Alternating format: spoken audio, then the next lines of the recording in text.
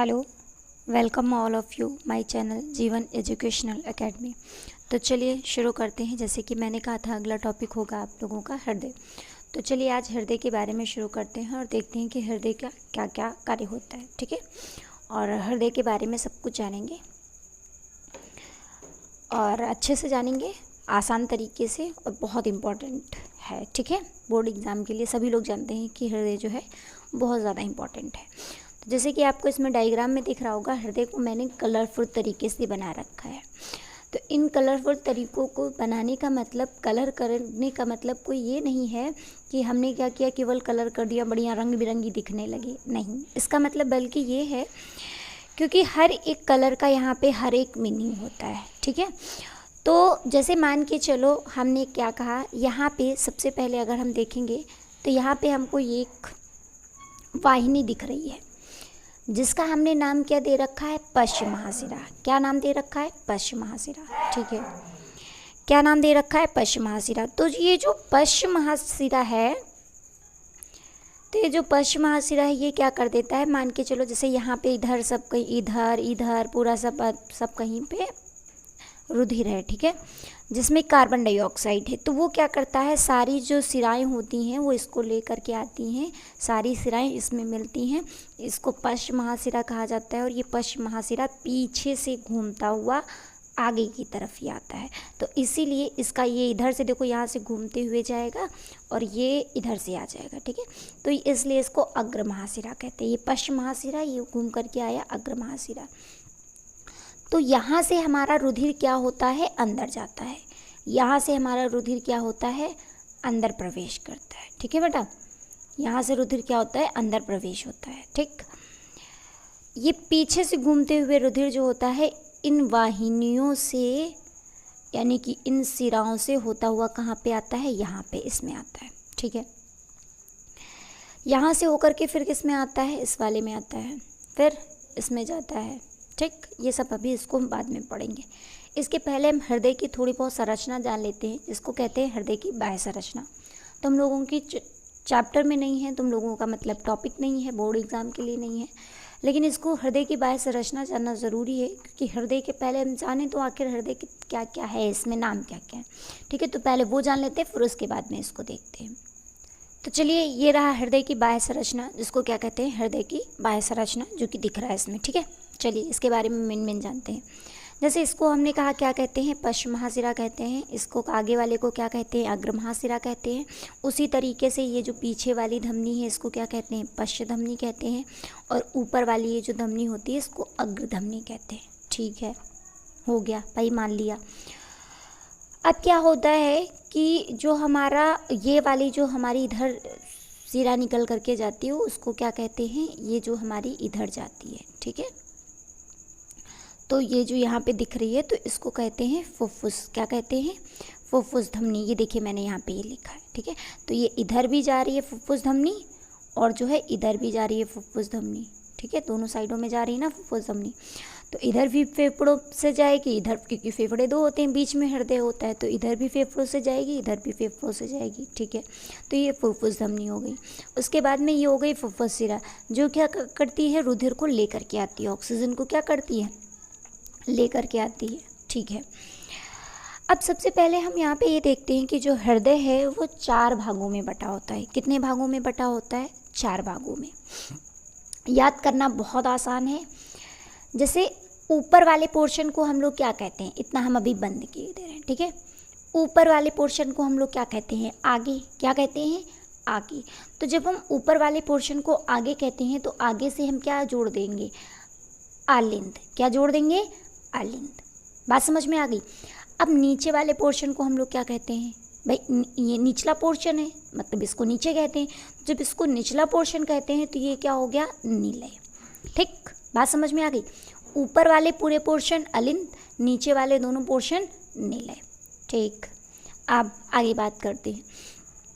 जब हम लोग देखते हैं, जिस हाथ से हम लोग लिखते हैं, राइट हैंड से लिखते हैं, तो राइट, जैसे ये हम राइट हैंड से लिख रहे हैं, तो एक्चुअली में जब हम सेल्फी लेते हैं, आप लोगों ने देखा होगा, तो हमारा राइट वाला लेफ़्ट हो जाता है, लेफ़्ट वाला राइट हो जाता है। सेम प्रोसेस यहाँ पर भी है।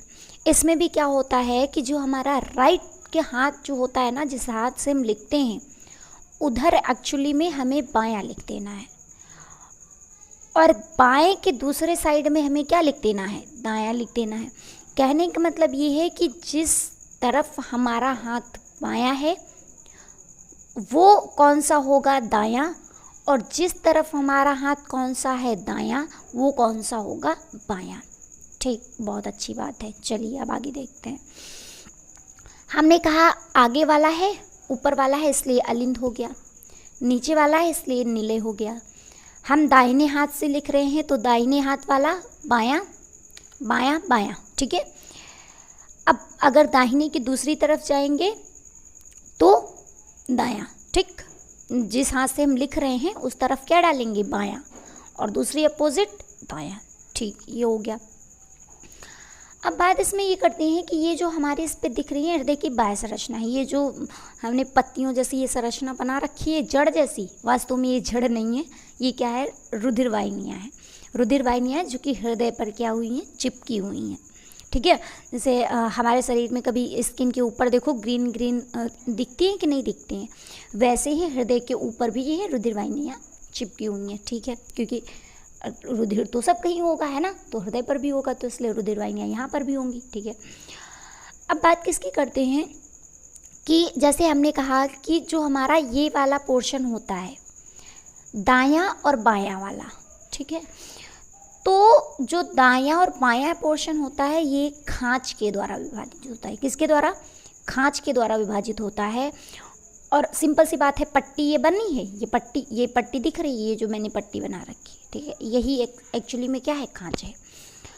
अब ये क्या करती है, बाएं और दाएं को अलग करती है, इसलिए ये इतनी पट्टी, कौन सी पट्टी, ये इतनी पट्टी, ठीक है, यहाँ से लेकर के ये जितनी अलिंद को अलग कर रही है, इसलिए इसको क्या कहेंगे, अंतरा अलिंद पट्टी। ये इतनी पट्टी क्या कहलाएगी, अंतरा अलिंद पट्टी, और ये इतनी पट्टी क्या कहलाएगी, अंतरा निलय पट्टी, क्योंकि निलयों में क्या कर रही है, अंतर कर रही है, इसलिए अंतरा निलय पट्टी।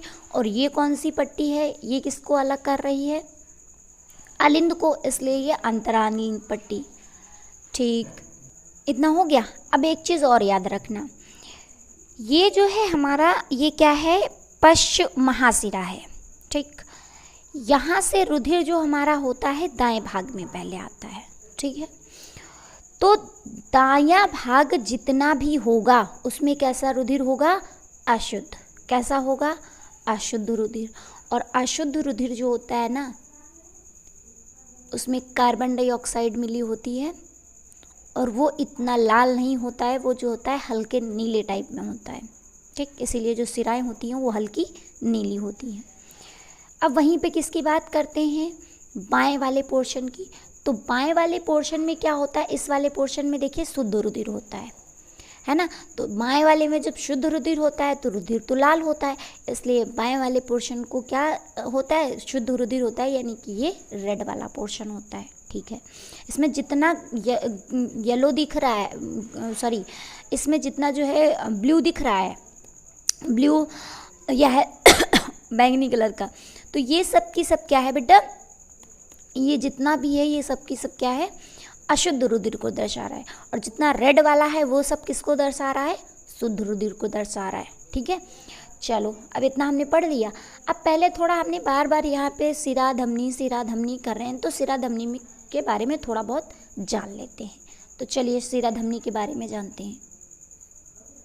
ठीक है, सिरा क्या होती हैं, ये शरीर के विभिन्न अंगों से रुधिर को हृदय तक पहुंचाती हैं, और जब शरीर के विभिन्न अंगों से लाएंगे तो इसमें कार्बन डाइऑक्साइड होगी, तो कार्बन डाइऑक्साइड युक्त रुधिर आती हैं। ठीक है, यानी कि इसमें अशुद्ध रुधिर होता है, मतलब कार्बन डाइऑक्साइड है।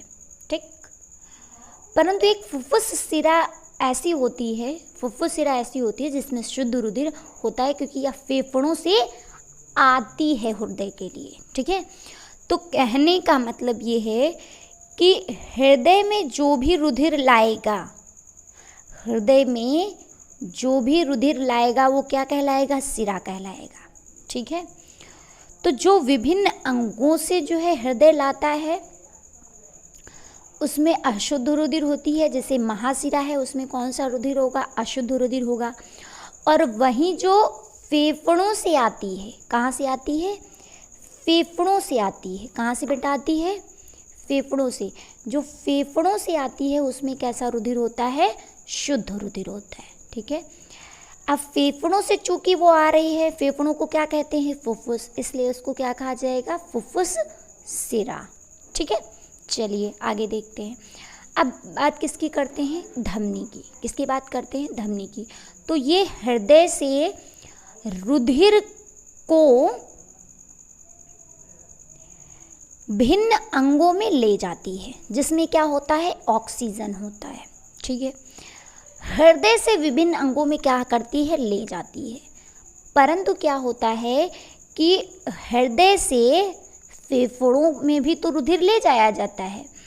तो हृदय से जो फेफड़ों में ले जाया जाएगा उस धमनी को क्या कहते हैं, फुफ्फुस धमनी। यानी कि वह धमनी जो फेफड़ों से जुड़ी हुई है, मतलब वह धमनी जो क्या करती है, रुधिर को कहाँ ले जाती है, फेफड़ों तक ले जाती है, उसको क्या कहते हैं, फुफ्फुस धमनी। यानी कि वह धमनी जो रुधिर को कहाँ तक ले जाती है, फुफ्फुस तक, यानी कि फेफड़ों तक ले जाती है, उसे क्या कहते हैं, फुफ्फुस धमनी। जैसे कि हमने कहा फुफ्फुस को ही क्या कहते हैं, फेफड़ा कहते हैं। ठीक है, तो चूंकि ये फुफ्फुस तक ले जा रही है ना, शुद्ध करने के लिए ले जा रही है, तो इसलिए इसमें कौन सा रुधिर होगा, अशुद्ध रुधिर होगा। इसलिए इसमें कौन सा होगा बेटा, अशुद्ध रुधिर होगा।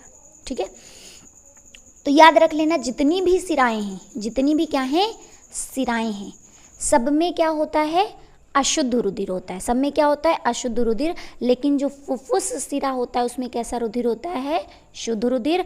वैसे ही जितनी भी धमनियाँ होती हैं सब में कैसा रुधिर होता है, शुद्ध रुधिर होता है। कैसा रुधिर होता है, शुद्ध। परंतु जो फुफ्फुस धमनी होती है उसमें कैसा रुधिर होता है, अशुद्ध रुधिर। ठीक है, अब सिरा और धमनियों की जो है थोड़ी बात कर लेते हैं।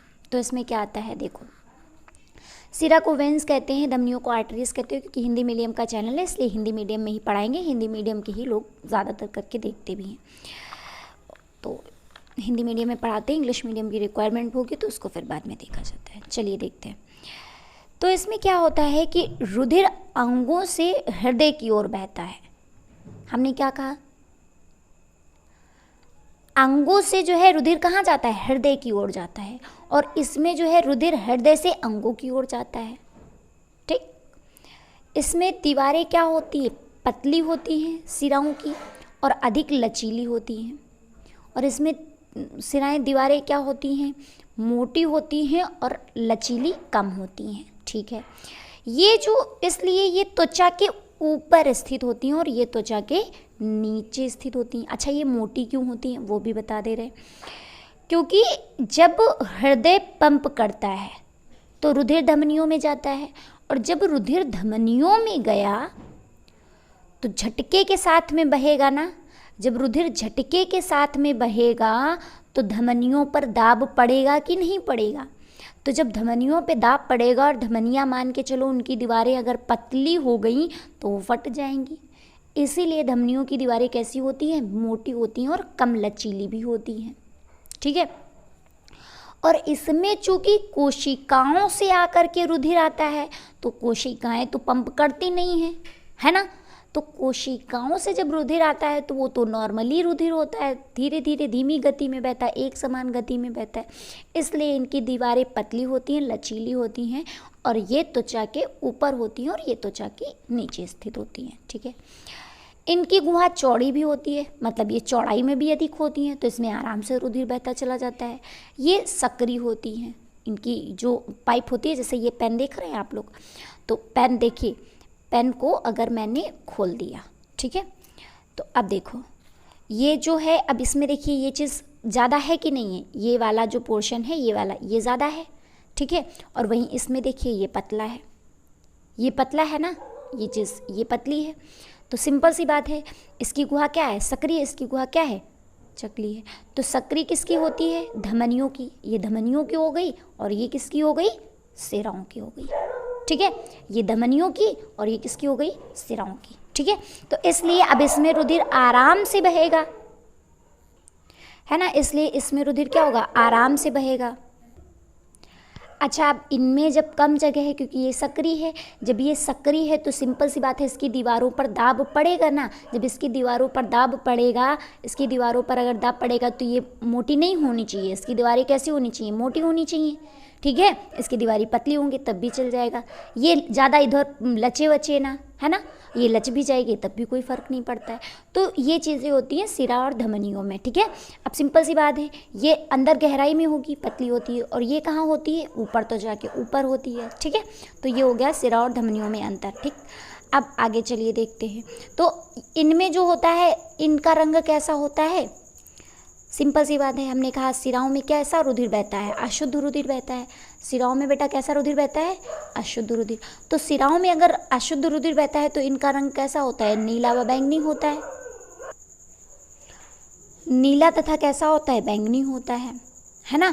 और इनका रंग कैसा होता है, गुलाबी और चटक लाल होता है, यानी कि जैसे बहुत लाल नहीं होता है उस तरीके से। रुधिर तो सभी लोगों ने देखा ही है, उसी तरीके से होता है, रुधिर तो देखा है ना, बस उसी तरीके से होता है, ठीक है। चलो, इनमें दाब बहता है, इनमें दाब नहीं बहता है, एक समान बहता है, ठीक है। अगला क्या है,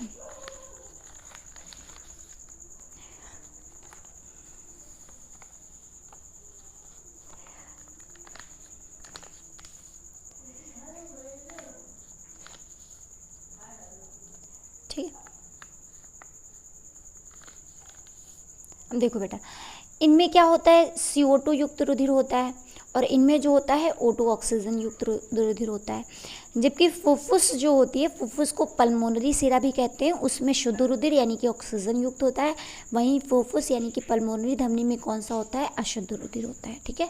ये तो फिलहाल बात हो गई सिरा और धमनी की। तो सिरा और धमनी को एक बार फिर से देख लेते हैं।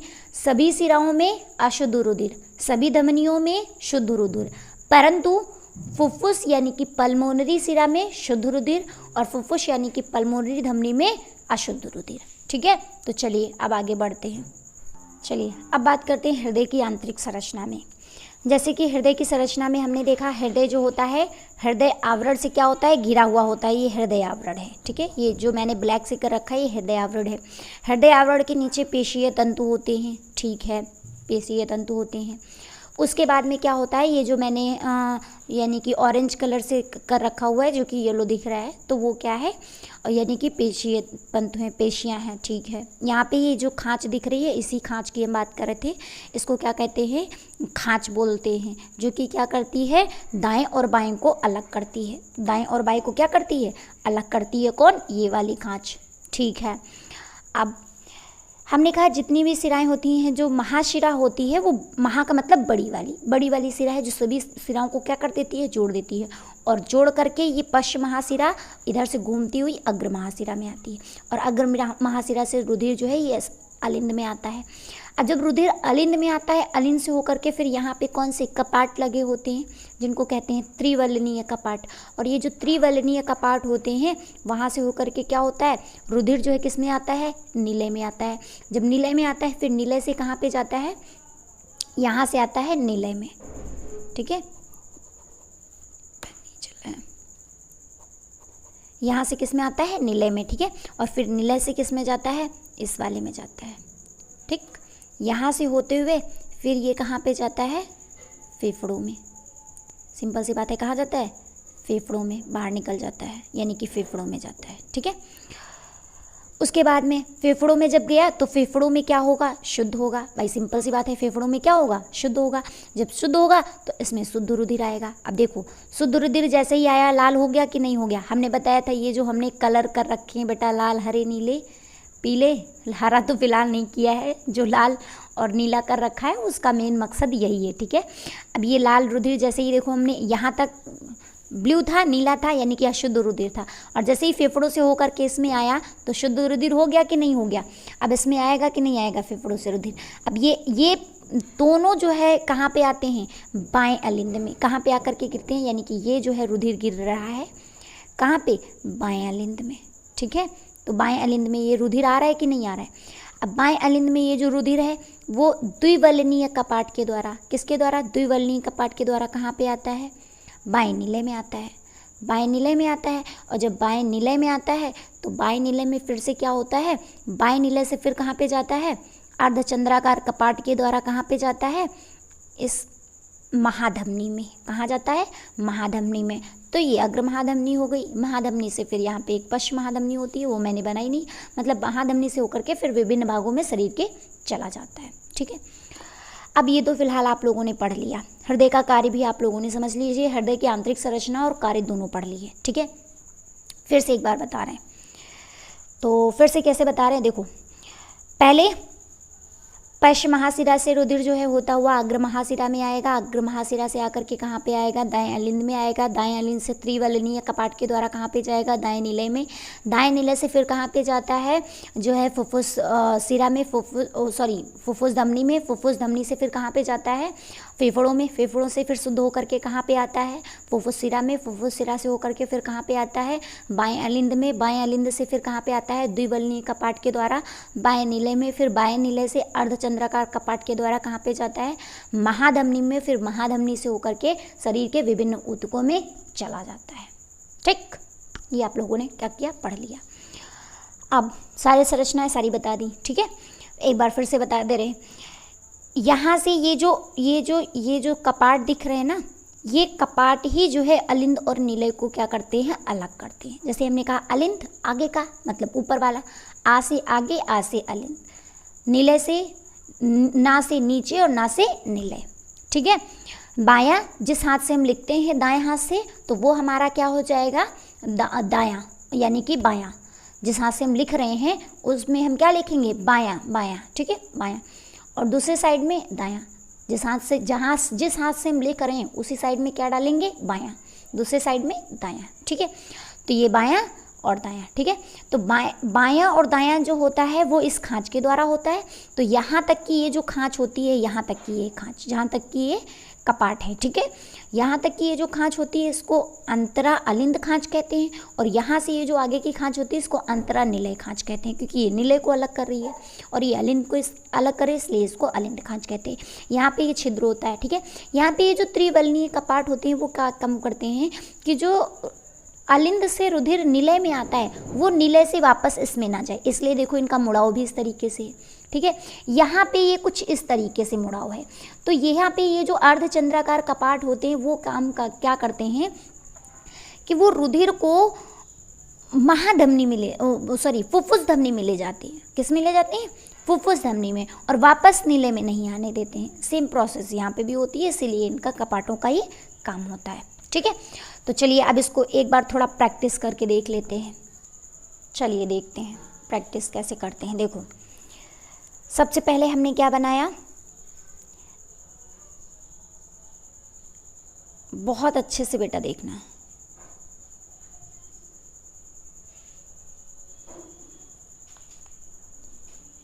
और आप लोग भी आसानी से बोर्ड में इसको बना सकते हो।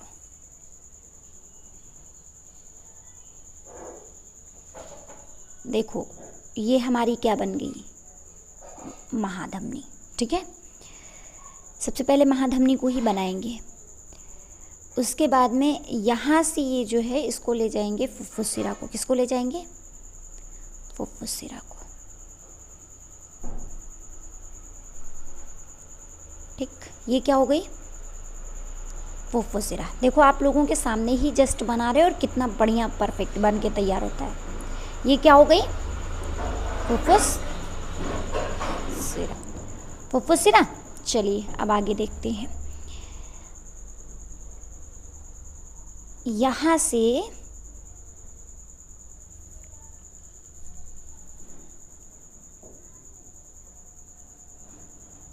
ये हो गया त्रिवलनीय कपाट यहाँ पे। ठीक, ये भित्ति हो गई, यहाँ पे भी क्या हो गई, भित्ति हो गई। ठीक है, अब इधर से आ जाओ।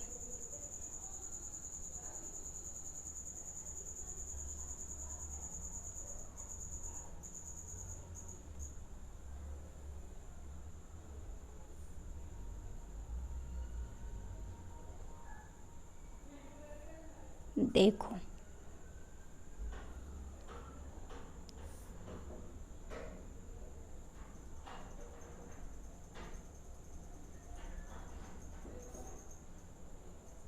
ये बन गया, ठीक, बिल्कुल डिक्टू बन गया। इसको थोड़ा यहाँ पे ना ला करके इसको यहाँ पे लाते हैं, ठीक है। ये वाला जो है रफ कर देना, आप लोगों के पास तो पेंसिल होगी, ऑप्शन होगा। और यहीं पे जो है हमारा एक चंद्राकार का पार्ट होता है जो इस तरीके से जाता है, ठीक है। पहले हमारा यहाँ पे आता है, यहाँ पे अर्धचंद्राकार का पार्ट होते हैं, ठीक है। चलिए देखते हैं। तो क्या होता है कि हाँ, यहाँ पे ये हमारा है पश्चिम महाशिरा। कौन सा है? पश्चिम महाशिरा। यहाँ से रुधिर गया घूमते हुए, ये जो है हमारा इधर घूम करके आया है ना, ये हमारा है अग्र महाशिरा। तो अग्र महाशिरा से हो करके होता हुआ इसमें गिरेगा कि नहीं गिरेगा? इसमें आएगा रुधिर, ठीक। अब ये जब हमारा इसमें रुधिर आ रहा है तो ये अब ये यहाँ पे जो है ये त्रिवलनीय कपाट है। अब त्रिवलनीय कपाट से होकर के इस नीले में आएगा, नीले में आएगा, फिर नीले से क्या होगा, इस यहाँ पे ये जो अर्धचंद्राकार कपाट है, अर्धचंद्रा कपाट के द्वारा कहाँ पे जाएगा?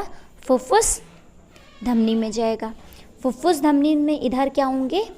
फेफड़े, इसीलिए बीच में स्थित होता है। इधर क्या है? फेफड़े, ठीक है। इधर भी क्या है?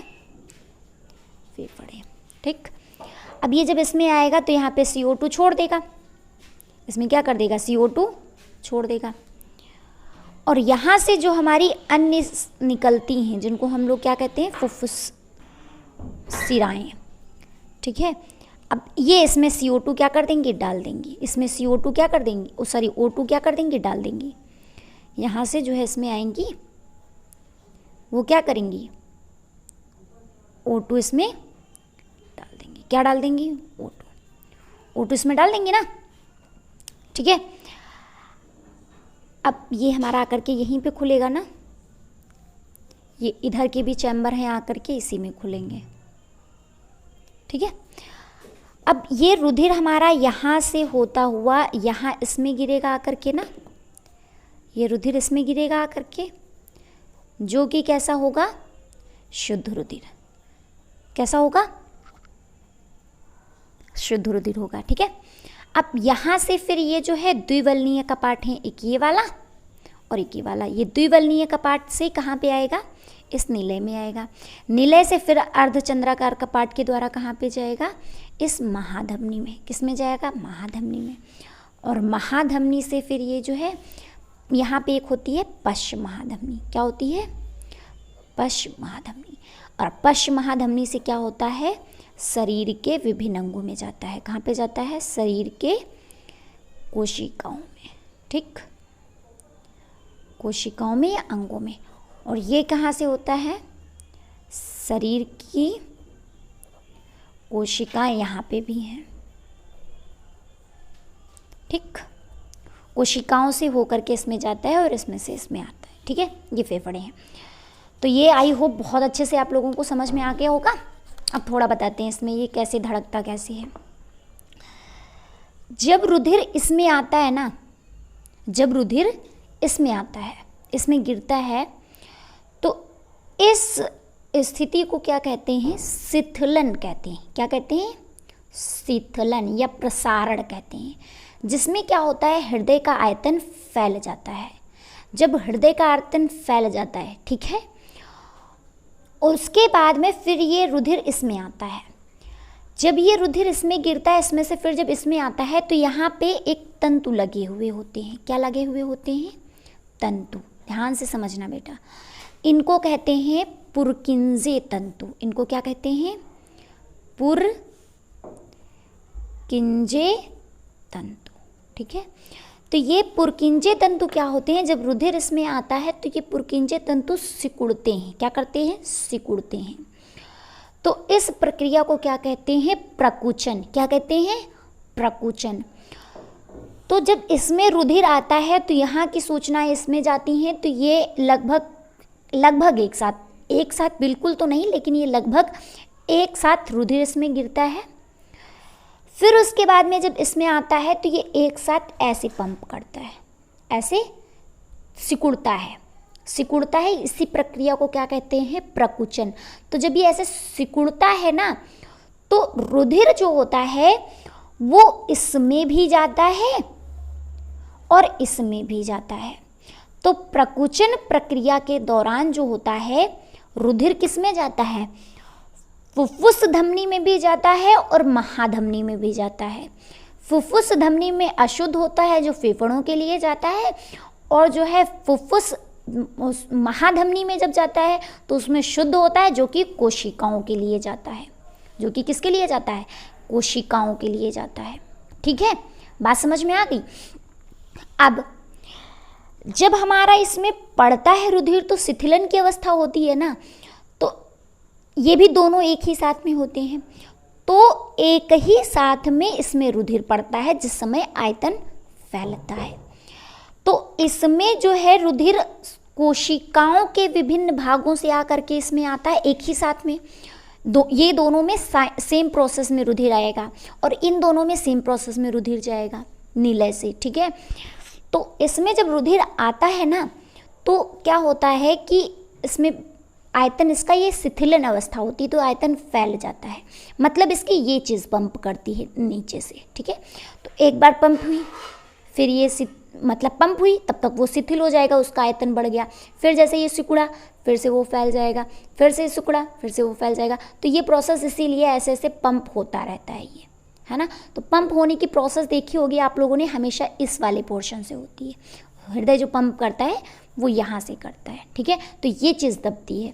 तो शिथिलन की प्रक्रिया, प्रकुचन की प्रक्रिया किसमें होती है, इसमें। और किसके द्वारा होती है, परकिंजे तंतु के माध्यम से। ठीक है, तभी जो है रुधिर वो कहाँ पे जाता है, फुफ्फुस धमनी और महाधमनी दोनों में जाता है। फुफ्फुस धमनी में फेफड़ों के लिए जाता है और महाधमनी में कोशिकाओं के लिए आता है। किसके लिए, कोशिकाओं के लिए। और अगर फेफड़ों के लिए जा रहा है तो शुद्ध होगा, यानी कि कार्बन डाइऑक्साइड छोड़ देगा उसमें, और इसमें से आएगा तो कार्बन डाइऑक्साइड लेकर के आएगा। ठीक है, ये हो गया फिलहाल। अब आप लोगों के कुछ नोट्स हैं जो आप लोग देख लीजिए, उनको बना। ठीक है, तो इसको फटाफट देख लेते हैं, फिलहाल 5 मिनट में ख़त्म कर लेते हैं। समझा तो सब दिया ही है। हृदय जो है 4 कक्षों में विभाजित होता है, पता है। डायाफ्राम और डायाफ्राम के ठीक ऊपर होता है और फेफड़ों के बीच में स्थित होता है। ठीक है, फेफड़ों के बीच में होता है। इसकी संरचना के अध्ययन को क्या कहा जाता है, कार्डियोलॉजी कहा जाता है। इंग्लिश में ही याद करना है, हिंदी में इस तरीके से लिख सकते हो या इंग्लिश स्पेलिंग याद कर लो। हृदय आवरण से घिरा हुआ होता है। हृदय दाएं और बाएं भाग हृदय खांच द्वारा बटा होता है। अंतरा अलिंद खांच द्वारा अलिंद दाएं और बाएं अलिंद में विभाजित होता है, और अंतरा निलय खांच के द्वारा जो होता है निलय दाएं और बाएं निलय में विभाजित होता है। हृदय की आंतरिक संरचना में क्या होता है, 4 वेशमों में बटा होता है, बता ही दिया है। हृदय भित्तियों के बीच में पेशीय स्तर होता है। कौन सा होता है, पेशीय स्तर होता है, जो कि हमने ऑरेंज कलर से कर रखा था, जो येलो कलर दिख रहा था। ठीक है, अब इसमें जो होता है इस पेशियों के स्तर को क्या कहते हैं, मायोकॉर्डिया कहते हैं। मायोकॉर्डिया 2 भागों में होती है, एंडोकॉर्डिया और एपिकॉर्डिया। एंडोकॉर्डिया नीचे वाली होती है, एपोकॉर्डिया बाहर वाली होती है। ध्यान से अगर आप लोग डायग्राम देखेंगे तो एक मैंने ब्राउन बनाया है जो कि एपिकॉर्डिया है, और एक मैंने ऑरेंज बनाया जो कि एंडोकॉर्डिया है। ये दोनों ही पेशीय हैं। ठीक है, दायां तथा बायां भाग हृदय खांच द्वारा बटा होता है, जैसे कि मैंने अभी बताया है। ठीक है, आगे क्या है, शरीर से रुधिर लाने वाली शिरा को महाशिरा कहते हैं, और शरीर को रुधिर ले जाने वाली धमनी को महाधमनी कहते हैं। जो हृदय में शुद्ध रुधिर लाती है उसे फुफ्फुस शिरा कहते हैं। उसे क्या कहते हैं बेटा, फुफ्फुस शिरा कहते हैं। और जो हृदय से अशुद्ध रुधिर फेफड़ों तक ले जाती है उसे फुफ्फुस धमनी कहते हैं। ठीक है, ले जाने वाली धमनियाँ और लाने वाली हृदय में शिराएं। तो हृदय में रुधिर लाएं वो शिराएं, हृदय से जो बाहर ले जाएं वो धमनियाँ। तो फेफड़ों में भी जो रुधिर ले जाएंगी वो फुफ्फुस धमनी, और जो फेफड़ों से जो रुधिर लाएंगी वो फुफ्फुस शिरा। तो इसीलिए फुफ्फुस शिरा में शुद्ध रुधिर होता है और फुफ्फुस धमनी में अशुद्ध रुधिर होता है। ठीक है, दाएं अलिंद तथा दाएं निलंद को अलग करने के लिए त्रिवलनीय कपाट होते हैं, यानी कि दाएं अलिंद और दाएं निलय को अलग करने के लिए त्रिवलनीय कपाट होते हैं, जबकि बाएं अलिंद तथा बाएं निलय को अलग करने के लिए द्विवलनीय कपाट होते हैं। ठीक है, बाएं निलय को दैहिक महाधमनी पर, जहाँ पर क्या होता है अर्धचंद्राकार कपाट होते हैं, रुधिर को दैहिक महाधमनी में वापस नीले में जाने से रोकते, मैंने बता दिया है। ठीक है, अब आगे क्या होता है, हृदय की कार्य प्रणाली देखते हैं क्या है ज़रा। तो हृदय की जो धड़कन होती है उसको पंपिंग यानी कि क्योंकि हृदय धड़कता है ना, धड़कता रहता है, इसलिए हृदय को पंपिंग केंद्र कहते हैं और हृदय की धड़कन को स्पंदन कहते हैं। स्पंदन में दो प्रवस्थाएं होती हैं, एक होती है प्रकुचन और एक कौन सी होती है, प्रसरण। प्रसरण को ही क्या कहते हैं, शिथिलन। क्या कहते हैं बेटा, प्रसरण को ही क्या कहा जाता है, शिथिलन कहा जाता है। और हृदय प्रति मिनट में 72 से 75 बार धड़कता है, यानी कि 72 बार भी कर दोगे तब भी कोई दिक्कत नहीं, 72 ही ठीक है। ठीक है, लिखा भी मिलता है 72 बार धड़कता है। ठीक है, चलिए ठीक है। शरीर के विभिन्न अंगों से रुधिर शिराओं द्वारा महाशिरा में आता है और फिर महाशिरा से कहा होता है रुधिर दाएं अलिंद में जाता है। ठीक है, और जब दाएं अलिंद में रुधिर है उस समय हृदय की शिथिलन यानी कि प्रसरण अवस्था होती है, जिसमें क्या होता है, हृदय का आयतन बढ़ जाता है और जब उसमें आयतन जो है रुधिर आकर के गिरता है। ठीक है, महाशिरा से जब रुधिर दाएं अलिंद में गिरता है और दाएं अलिंद से रुधिर त्रिवेणी कपाट छिद्र द्वारा कहाँ पे जाता है, दाएं नीले में जाता है। दाएं नीले से रुधिर जो होता है अर्धचंद्राकार कपाट के द्वारा फुफ्फुस धमनी में जाता है और वहाँ से फेफड़ों की कोशिकाओं के संपर्क में आकर के O2 को फेफड़ों में छोड़ देता है। फेफड़ों की कोशिकाओं में O2 मिल जाता है, यानी कि फेफड़ों की कोशिकाओं में O2 मिल जाता है और रुधिर फुफ्फुस शिरा के द्वारा बाएं अलिंद में आ जाता है। ठीक है, बाएं अलिंद से त्रिवलनीय कपाट के द्वारा बाएं नीले में जाता है। बाएं नीले से अर्धचंद्राकार कपाट के द्वारा महाधमनी में जाता है और इस समय जो हृदय की होती है प्रकुचन अवस्था होती है, क्योंकि दबता है ना, ये दबता है नीचे वाला पोर्शन, तो प्रकुचन अवस्था होती है जिसमें हृदय का आयतन क्या हो जाता है, कम हो जाता है। महाधमनी से रुधिर अर्धधमनियों में जाकर के कोशिकाओं तक पहुंचता है और फिर उसके बाद में हरी कोशिकाओं में पहुंच जाता है। ठीक है, और महत्वपूर्ण जानकारी ये है आप लोगों के लिए कि हृदय की जांच को क्या कहते हैं, ECG कहते हैं, यानी कि इलेक्ट्रोकार्डियोग्राफ कहते हैं। इसमें क्या होता है, हृदय की गति को नापा जाता है। तो हृदय संबंधी कोई भी रोग होता है तो सबसे पहले ECG ही की जाती है। ठीक है, तो उसको यहीं पर स्टॉप करते हैं। अगला जो आप लोगों का महत्वपूर्ण इंपॉर्टेंट टॉपिक है वो है यानी कि दोहरा परिसंचरण, यानी कि दोहरा परिसंचरण मनुष्य में क्या होता है, तो इसको कल अगले समझाएंगे। चलिए अब तक के लिए धन्यवाद और बने रहिए। चैनल को लाइक और सब्सक्राइब शेयर जरूर कीजिए। Thank you.